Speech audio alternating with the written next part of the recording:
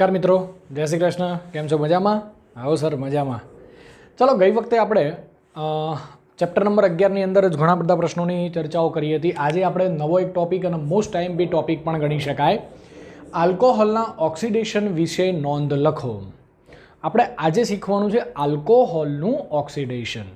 તો મિત્રો, આલ્કોહોલના ઓક્સિડેશનની અંદર ટોટલ 5 પાર્ટેશન છે। વારાફરતી આપણે એને સમજતા જઈએ। ચલો, તો સૌથી પહેલું આલ્કોહોલના ઓક્સિડેશનની અંદર સૌથી પહેલો ભાગ શું છે? તો સૌથી પહેલા નોર્મલ અને સાદામાં સાદો છે ઓક્સિડેશન। શું નામ છે? ઓક્સિડેશન। કોનું ઓક્સિડેશન કરવાનું છે? તો તમને ખબર જ છે કે સાહેબ આલ્કોહોલનું જ ઓક્સિડેશન હોય ને સાહેબ। ચલો, તો જુઓ, આલ્કોહોલના ઓક્સિડેશન દરમિયાન લખતા જઈએ છીએ, સમજતા જઈએ છીએ કે ભાઈ આલ્કોહોલના ઓક્સિડેશન થઈ શું તૂટશે? સર, આલ્કોહોલમાં OH બંધ હોય અને આ જ OH બંધ શું થશે? તૂટી જશે। OH અને એક બીજો બંધ છે C બોન્ડ H બંધ તૂટે છે અને નવો એક બંધ બને છે। કોની વચ્ચે? તો કે કાર્બન અને ઓક્સિજનની વચ્ચે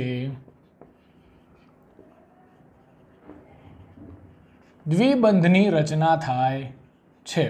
તો સમજીએ કે ભાઈ આલ્કોહોલનું ઓક્સિડેશન કરવાનું, એમાં OH બંધ તોડવાનો, તોડીને એમાં કાર્બન અને ઓક્સિજનની વચ્ચે દ્વિબંધની રચના થાય છે। કઈ રીતે થાય છે? એક ઉદાહરણ પણ તમને આપી દઉં। પહેલાની સામાન્ય માહિતી લખી દે, ભાઈ આલ્કોહોલ છે, એ આલ્કોહોલનું દીકરાઓ કરવાનું શું છે? તો કે સર તમે વારા ઘડીએ બોલ તો કરો છો કે ભાઈ ઓક્સિડેશન કરવાનું। તો ઓક્સિડેશન થઈને કાર્બન અને ઓક્સિજન એમની વચ્ચે દ્વિબંધ બનશે। શું બનશે? દ્વિબંધ। તો આને કયો બંધ કહેવાય? કાર્બોનિલ સંયોજન કહેવાય। શું કહેવાય દીકરાઓ? કાર્બોનિલ સંયોજન તરીકે એનો ઓળખવામાં આવે છે। કયા કયા બંધ તૂટે, કેવી રીતે તૂટે? ફોર એક્ઝામ્પલ આપણે સમજી લઈએ। કોણ છે? તો કે સર આલ્કોહોલ છે। ચલો, HCOH થઈ ગયું। આ શું છે? આલ્કોહોલ।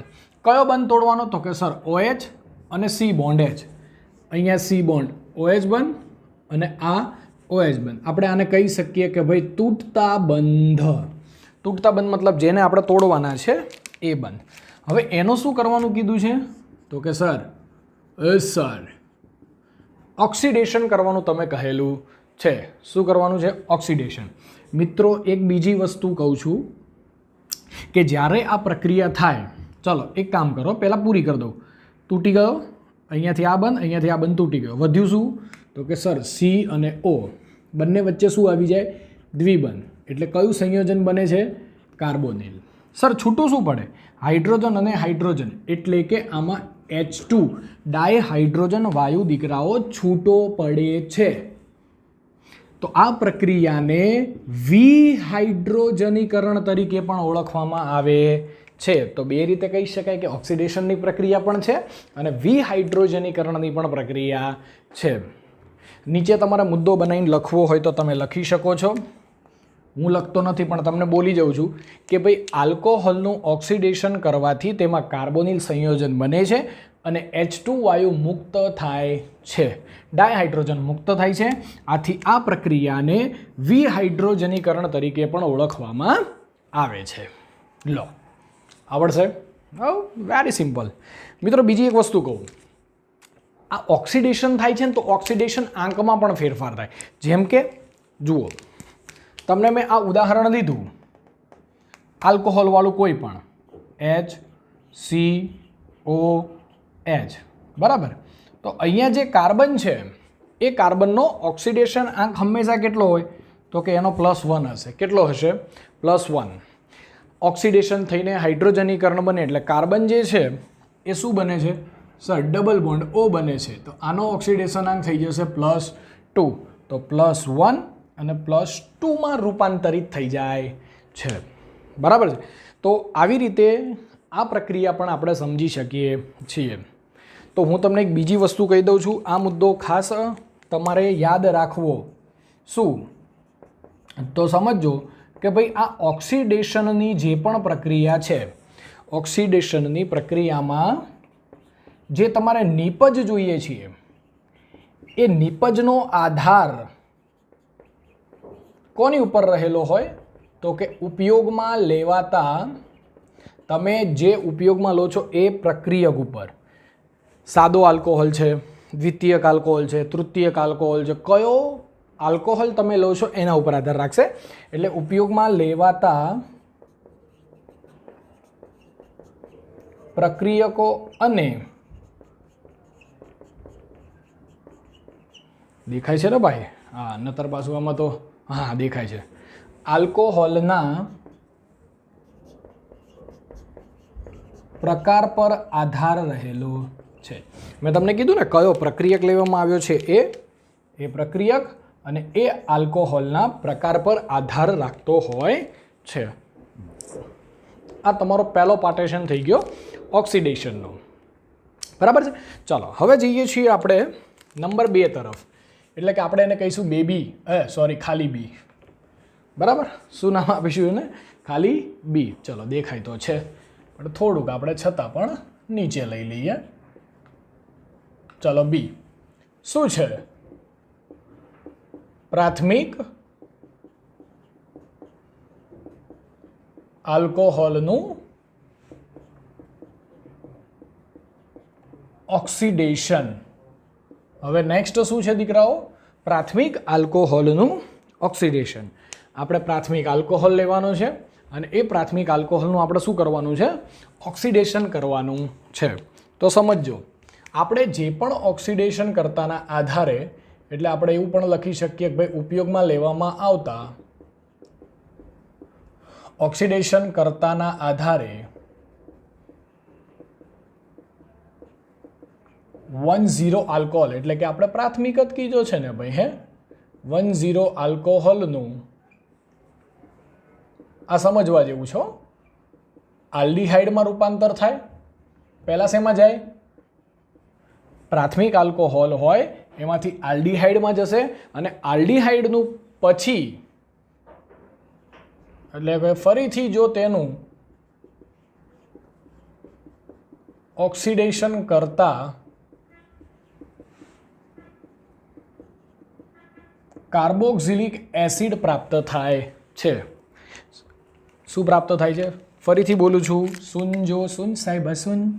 પહેલાં હશે આપણી પાસે પ્રાથમિક આલ્કોહોલ, એનું ઓક્સિડેશન કરશું એટલે આલ્ડીહાઇડ બનશે, એનું પણ ઓક્સિડેશન કરશું એટલે એમાંથી કાર્બોક્સિલિક એસિડ પ્રાપ્ત થાય છે. આ એના તબક્કા છે દીકરાઓ. ઠીક છે. અને આમાં એક બીજી વસ્તુ સમજવાની બહુ જરૂરી છે, પૂછાય તો. બાકી આની કોઈ બહુ જરૂરિયાત છે નહીં, પણ યાદ રાખી લો તો આપણા માટે સારું. તમે જ્યારે પણ 1,0 આલ્કોહોલનું ઓક્સિડેશન કરશો ત્યારે તેમાં કાર્બન, હાઇડ્રોજન અને ઓક્સિજન 3 હશે. કાર્બન, હાઇડ્રોજન અને ઓક્સિજન. તો 3ની વિદ્યુત ઋણતા તમે 11 સાયન્સની અંદર શીખી ગયા છો, જુદી જુદી વિદ્યુત ઋણતા. તો કાર્બનની વિદ્યુત ઋણતા જે છે એ લગભગ 2.5 જેટલી હશે, હાઇડ્રોજનની 2.1 જેટલી હશે અને ઓક્સિજનની સૌથી વધારે 3.5 જેટલી હશે. ખાલી આ સમજ માટે છે. બરાબર છે. ચાલો હવે ઉપર નામ દઈએ. 1,0 આલ્કોહોલ.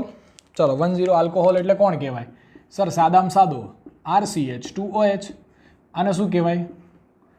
1,0 આલ્કોહોલ. દીકરાઓ એનું શું કરવાનું મેં તમને કીધું હમણાં? સર તમે તો ઓક્સિડેશન કીધું. હા તો સાચી વાત છે, ઓક્સિડેશન કરવાનું.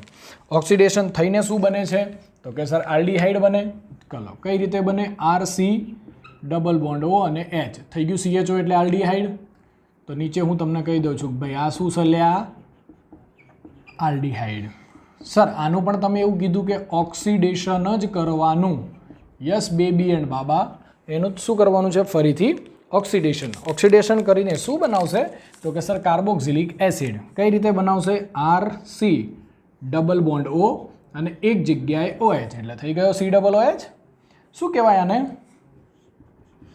આને કહેવાય કાર્બોક્સિલિક એસિડ. રેવડી? ચાલો હવે અહીંયા કાર્બન છે, અહીંયા કાર્બન છે, અહીંયા કાર્બન છે.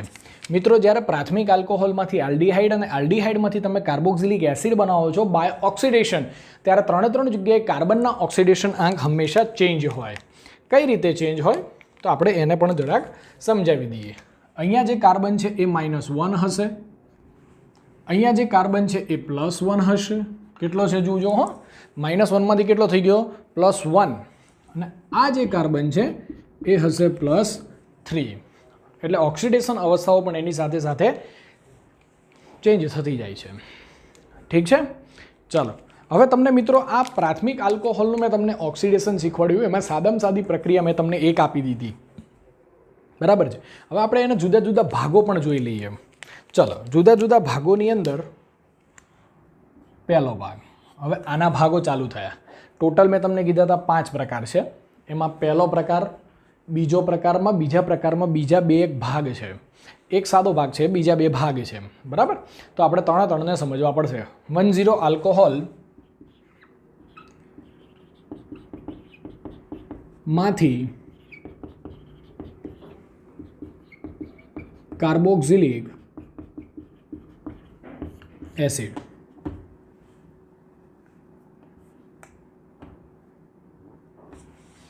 ઠીક છે. ચલો 1,0 જો પહેલાં હું તમને પ્રક્રિયા બતાવી દઉં છું, એના ઉપરથી લખાણ તમને આરામથી આવડશે, બરાબર.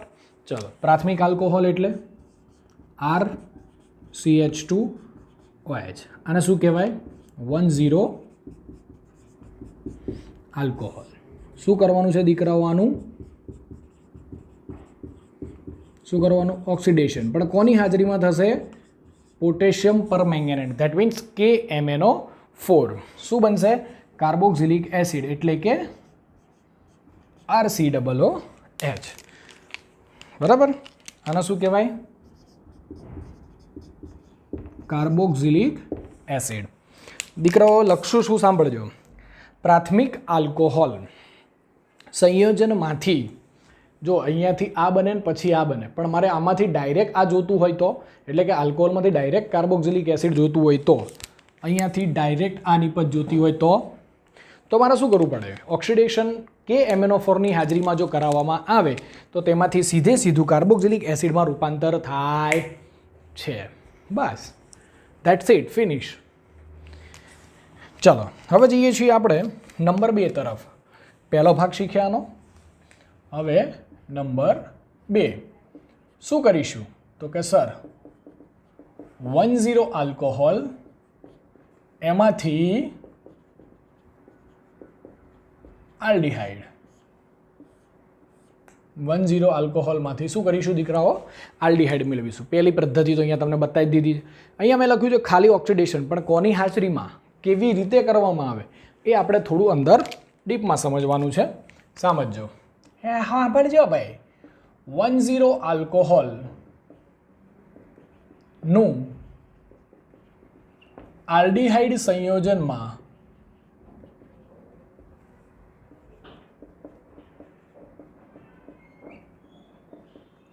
ઓક્સિડેશન કરવા માટે, એટલે કે એને એવું પણ કહી શકાય કે આલ્ડીહાઇડ તમારે પર્સનલી અથવા તો અલગ મેળવવો હોય તો એને નિર્જળ માધ્યમમાં કરવા, નિર્જળ માધ્યમમાં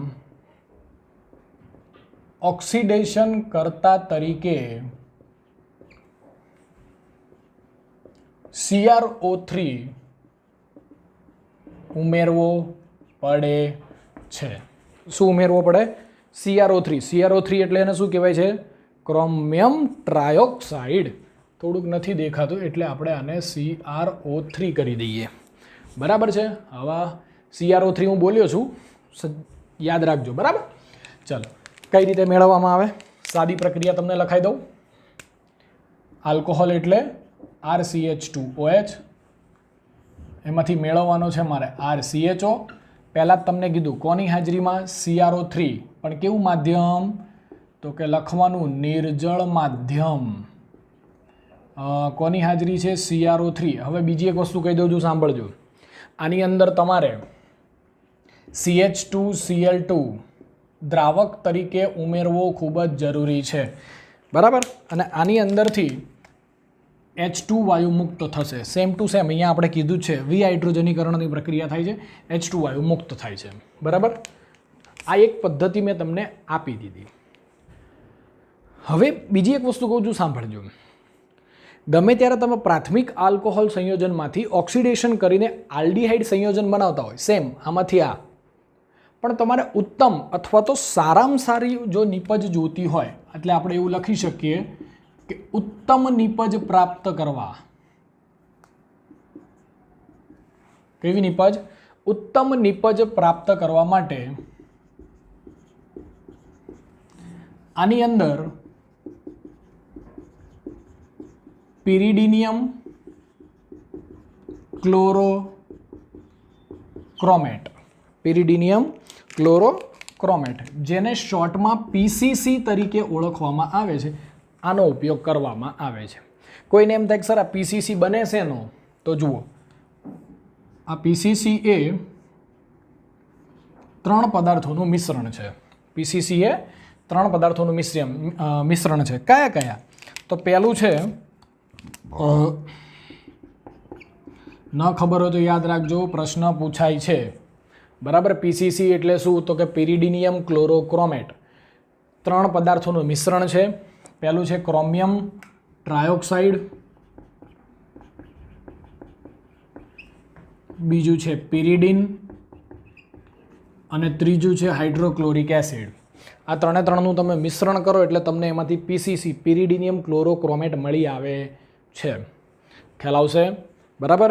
એનું એકાદું ઉદાહરણ આપવું હોય તો ઉદાહરણ આપી દઈએ. ચલો, તમારી બુક્સમાં જે આપેલું છે એ જ લઈ લઉં છું. CH3 CH double bond CH CH2OH, પહેલા અને બીજા ઉપર ડબલ બોન્ડ, 4 કાર્બન બ્યુટ 2 ઇન, બીજા ઉપર ડબલ બોન્ડ બ્યુટ 2 ઇન, અને પહેલા ઉપર આલ્કોહોલ એટલે 1 ઓલ. બરાબર. સારામાં સારી ગુણવત્તા ધરાવતો મારે શું જોઈએ છીએ? આલ્ડીહાઇડ. એટલે હું આ પ્રક્રિયા કરું છું. બરાબર. કોની હાજરીમાં? તો કે સર એક તો ઓક્સિડેશન કરવાનું, પીસીસીની હાજરી, અને H2 વાયુ આમાંથી છૂટો પડશે. તો થશે શું? OH અહીંયાથી નીકળી જશે, ત્યાં શું થઈ જશે? CHO હતું બાકી એમના એમ જ. CH3 CH double bond CH CHO, carbon સાથે 1 2 3 અને 4. ઓકે, ખ્યાલ આવી ગયો? હવે આનું નામ કરવું હોય તો શું કરી શકાય? પહેલા અને બીજા ઉપર ડબલ બોન્ડ બ્યુટ 2 ઇન, અને પહેલા જ ઉપર શું છે? CHO એટલે 1 આલ. અહીંયા 1 આલ હતું, ઓલ, ઓલમાંથી થઈ ગયું આલ. બરાબર. તો આપણે આ 2 વસ્તુ વિશે શીખી ગયા. ઠીક છે. તો ચલો મિત્રો, આપણે A અને B પ્રકાર પૂર્ણ કરી દીધા. હવે આપણે જઈએ છીએ C વિભાગ તરફ. તો મિત્રો, C વિભાગ જે છે એ હવે જુઓ, પહેલો વિભાગ હતો એ ઓક્સિડેશન વાળો, બીજો વિભાગ હતો એ પ્રાથમિક આલ્કોહોલનું ઓક્સિડેશન. તો સ્વાભાવિક છે આપણને ખબર પડી જાય કે સાહેબ છી શું હશે? ખબર તમને? શું? દ્વિતીયક આલ્કોહોલ. સી શું લખીશું? દ્વિતીયક આલ્કોહોલનું ઓક્સિડેશન. ચલો, તો હું તમને સીધી પ્રક્રિયા લખાવું છું, બાકી તો અંદર લખાણ તો તમને બધાને હવે આવડે છે. મારા કરતાં હોશિયાર સ્માર્ટ વિદ્યાર્થીઓ તમે બધા છો યાર. દ્વિતીયક આલ્કોહોલ એટલે શું? તો કે સર એની અંદર 2 સમૂહ હોય અને કોઈ એક જગ્યાએ OH હોય, અને શું કહેવાય? 2 આલ્કોહોલ. 2 આલ્કોહોલ. શું કરવાનું આનું? સાહેબ દર વખતે શું પૂછપૂછ કરો હે તમે? ઓક્સિડેશન કરવાનું. કોની હાજરીમાં? CrO3, ક્રોમિયમ એનહાઇડ્રાઇડ કહેવાય. શું કહેવાય દીકરાઓને? Chromium anhydride. એની હાજરીમાં કરવાનું. ફરીથી આમાંથી H2 IH અને બીજો H, શું છૂટું પડ્યું? H2. સર તો C વધ્યો હે, તો વચ્ચે ડબલ બોન્ડમાં ઓક્સિજન આવે. Yes my boy. શું મળે આ? ઓહો, કીટોન મળ્યો. શું મળ્યો? કીટોન. તો આની ઉપરથી એવી ખબર પડે કે દ્વિતીયક આલ્કોહોલમાંથી ઓક્સિડેશન કરતાં તેમાંથી કીટોન પ્રાપ્ત થાય છે. That simple. લખવાનું પણ આ જ રીતે કે ભાઈ દ્વિતીયક આલ્કોહોલનું ઓક્સિડેશન ક્રોમિયમ એનહાઇડ્રાઇડ સાથે કરવામાં આવે તો તેમાંથી નિપજ તરીકે કીટોન મળે છે. એક મુદ્દો ખાસ, 10 અને 20 આલ્કોહોલ હોય, 10 અને 2,0 આલ્કોહોલ હોય એટલે કે પ્રાથમિક અને દ્વિતીયક આલ્કોહોલ હોય તો એમાં ના ઓક્સિડેશન દરમિયાન કાર્બનની સંખ્યા ક્યારેય બદલાતી નથી. નેવર. એક કાર્બન હશે તો સામે એક કાર્બન મળશે, 2 હશે તો 2 મળશે, 3 હશે તો 3 મળશે, પણ પ્રાથમિક અને તૃતીયકમાં ચેન્જ. ચલો, તો સી વિભાગ એનો હતો, તો ડી વિભાગ કોનો હશે બોલો? ડી વિભાગ કોનો હશે? તૃતીયક આલ્કોહોલનું ઓક્સિડેશન. દ્વિતીયક આલ્કોહોલનું ઓક્સિડેશન છે, તૃતીયક આલ્કોહોલનું ઓક્સિડેશન છે. ઠીક છે. તો મિત્રો, તૃતીયક આલ્કોહોલના સંયોજનોનું ઓક્સિડેશન થોડું અઘરું છે, બરાબર? કારણ કે આ પ્રક્રિયા લગભગ તો આપે જ નહીં, પણ સાહેબ કરવી જ હોય તો એને પ્રબળ ઓક્સિડેશન કરતા પદાર્થ જે છે KMnO4 અને ખૂબ જ ઊંચા તાપમાને જો પ્રક્રિયા કરાવવામાં આવે તો C બોન્ડ C બંધ તૂટી જાય છે, કાર્બન બોન્ડ કાર્બન બંધ તૂટી જાય. કેમ? કારણ કે તાપમાન કેવું છે દીકરાઓ? ઊંચું છે. હાઈ લીધું એટલે C બોન્ડ C બંધ તૂટી જશે, અને આ બંધ તૂટી જાય એટલે મૂળ કાર્બન કરતાં ઓછા કાર્બન ધરાવતી નીપજ મળે છે. કોણ મળે એ પણ તમને કહી દઉં, કાર્બોક્સિલિક એસિડ જ મળે. શું મળશે એમાંથી? કાર્બોક્સિલિક એસિડનું મિશ્રણ. પહેલાં તો એવું જ કહી શકાય કે ભાઈ તૃતીયક આલ્કોહોલ જે છે એ સંયોજનોનું ઓક્સિડેશન પ્રક્રિયાઓ આપતા નથી, પરંતુ તૃતીયક આલ્કોહોલની તમારે પ્રક્રિયા કરવી જ હોય, પ્રબળ ઓક્સિડેશન કરતા પદાર્થ KMnO4 અને ખૂબ જ ઊંચા તાપમાને પ્રક્રિયા કરાવવામાં આવે એટલે કે આવી પરિસ્થિતિઓ અંદર લાગુ પાડવામાં આવે તો એમાંથી C બોન્ડ તૂટી જાય છે. આ ઓછા કાર્બન ધરાવતી નીપજ આપે છે અને એ છે નીપજ carboxylic acid. Done. C D. અને હવે લાસ્ટ પ્રક્રિયા છે તમારી ઈ. કઈ પ્રક્રિયા છે? ઈ. दिख रहा है? यस सर, दिख रहा है. चलो, એનું આખું નામ શું છે? આલ્કોહોલ સંયોજનોને 573 કેલ્વિન તાપમાને કોપર પર પસાર કરતા થતી પ્રક્રિયાઓ. આલ્કોહોલ સંયોજનો છે એને 573 કેલ્વિન તાપમાને આપણે શું લઈ જવાનું ભાઈ? અને કોપર પર. હવે એમાં બી તમને 3 ભાગ છે. જો 3 ભાગ કલર અલગ અલગ લઈને સમજાવીશ. પહેલું, આલ્કોહોલ એટલે તો 3 પ્રકારના આલ્કોહોલ, પ્રાથમિક, દ્વિતીયક ને તૃતીયક. તો પહેલાં આપણે જઈએ પ્રાથમિક ઉપર. ચાલો, પ્રાથમિક આલ્કોહોલ. ચલો, પ્રાથમિક આલ્કોહોલની પ્રક્રિયા લખું છું. RCH2OH. શું કહેવાય આને? તો કે સર આને તો 1,0 આલ્કોહોલ જ કહેવાય ને, હે ને? Yes, 1,0 alcohol. કોની સાથે કરવાની? 573 કેલ્વિન તાપમાન. ઓકે. કોની હાજરીમાં? તો કે સર કોપરની હાજરીમાં. શું થશે? તો કે આપણે આગળ જ કીધેલું છે વિહાઇડ્રોજનીકરણ. શું થશે? વિહાઇડ્રોજનીકરણ. શું મળશે? તો કે સર CH2H આલ્કોહોલ ગાયબ. યસ. એની જગ્યાએ મળશે તમને આલ્ડીહાઇડ. H2 છૂટો પડે એટલે હાઇડ્રોજનીકરણ થઈ ગયું અને શું કહેવાય છે? આલ્ડીહાઇડ. આ પહેલી પ્રક્રિયા થઈ. ચાલો, હવે આપણે જઈએ છીએ બીજી પ્રક્રિયા તરફ. લખવાનું કઈ રીતે એ પણ તમને સમજાવી દઉં છું, સાંભળજો.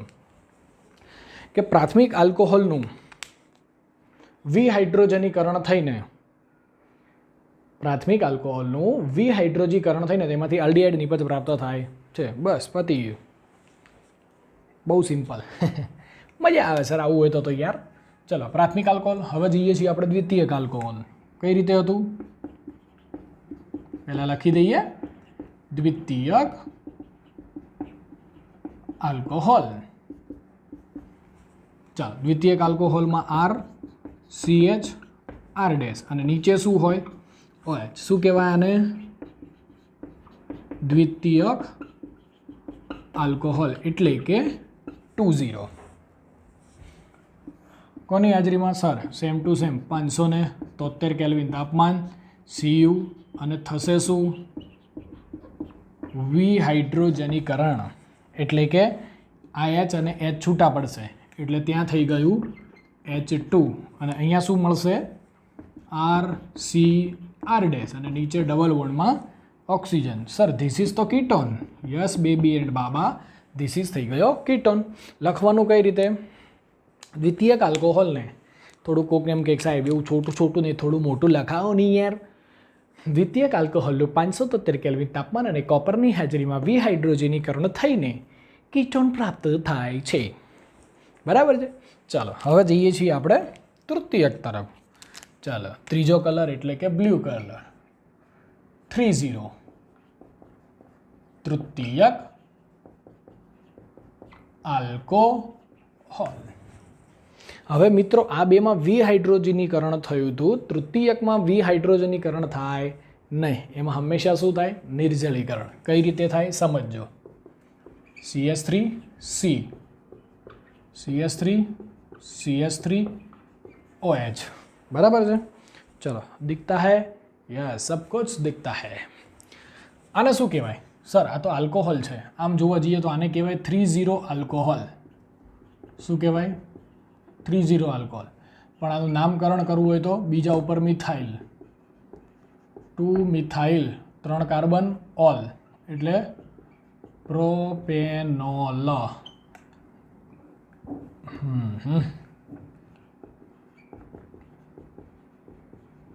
2 મિથાઇલ 2 પ્રોપેનોલ. કરવાનું શું? તો કે સર 573 કેલ્વિન તાપમાન, Cu પણ વિહાઇડ્રોજનીકરણ નહીં થાય. આમાં શું થશે? નિર્જલીકરણ. નિર્જલીકરણ ધેટ મીન્સ શું દૂર થાય? પાણી દૂર થશે. બરાબર છે. કઈ રીતે થશે સમજો. H અને OH શું દૂર થઈ ગયું? H2O એટલે કે પાણી. જે વધ્યું એ લખી દો. CH3 C ઉપર CH3 અહીંયા વધ્યું CH2 ડબલ બોન્ડમાં CH2 એટલે આને કહેવાય આલ્કીન. શું કહેવાય? આલ્કીન. બરાબર. પણ આનું નામ કરવું હોય તો બીજા ઉપર એક છે એટલે 2 મિથાઇલ